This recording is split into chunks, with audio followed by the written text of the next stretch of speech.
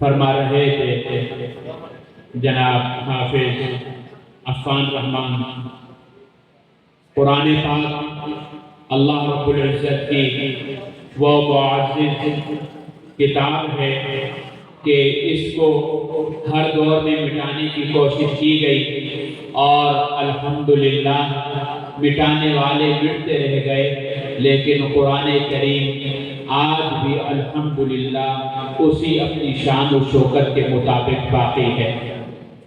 آپ حضرات نے دیکھا ہوگا کہ اس وقت اللہ رب العزت کی آسمانی کتابوں میں سے صرف ایک ہی آسمانی کتاب قرآن کریم محفوظ ہے، اور باقی تورات، زبور، انجیل، یہ بقایا 3 آسمانی کتابیں جو تھیں یہ بھی آسمانی کتابیں ہی ہیں، لیکن یہ کتابیں آپ کو اس دور میں اپنی اصلی حیت اور اصلی شکل میں نہیں ملیں گی۔ ان کتابوں میں بہت سارا رد و بدل کر دیا گیا ہے، اور ان کتابوں میں بہت ساری تبدیلی کی گئی ہے۔ فقط صرف ایک قرآن کریم ہے جس میں لوگوں نے تبدیلی کرنے کی بڑی کوشش کی اور بڑی ہمت کی کہ ہم اس قرآن کو تبدیل کریں، لیکن اللہ رب العزت نے ان کوششوں کو ناکام فرما دیا اور ناکامران فرما دیا۔ آج بھی الحمدللہ ثم الحمدللہ قرآن کریم اپنی شان و شوکت اور اپنے آب و تاب کے ساتھ سلامت ہے۔ میں اپنے معزز ناخوان محترم جناب حافظ عبدالوہاب انصاری صاحب سے گزارش کروں گا کہ وہ تشریف لائیں اور آپ حضرات کے سامنے جناب رسول اللہ صلی اللہ تعالیٰ علیہ وسلم کے شان اقدس میں نعتیہ کلام پیش فرمائیں۔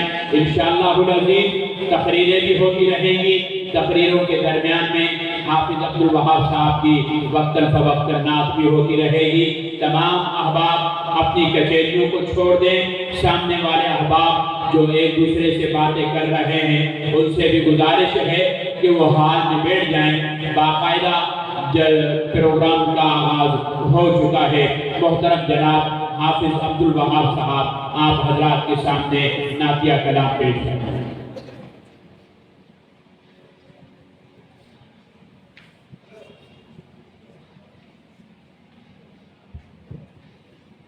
السلام علیکم ورحمۃ اللہ وبرکاتہ۔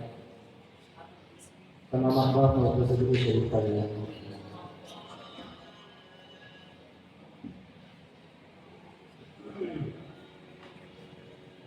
کوئی بتائے دریاؤں کو ایسی روانی کس نے دی، کوئی بتائے دریاؤں کو ایسی روانی کس نے دی، کس نے چمکتا دن بخشائے سہانی کس نے دی، ننھے منھے پودوں کو گلشن میں جوانی کس نے دی، وہ یکتا قدرت بھی یکتا یکتا ہے میرا اللہ، لا الہ الا اللہ، لا الہ الا اللہ، لا الہ الا اللہ، لا الہ الا اللہ۔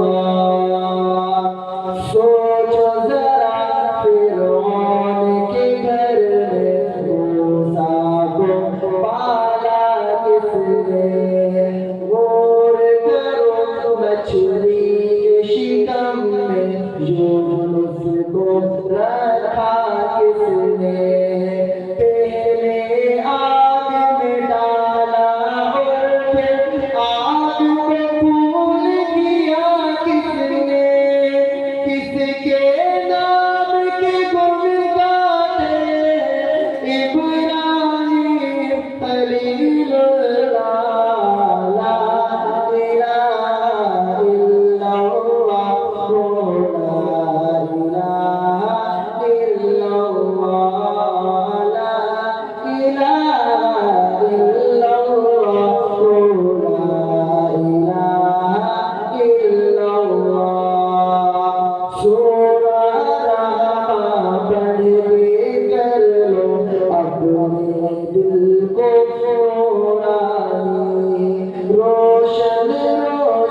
قلب و جگر ہو جگمگ جگمگ پیشانی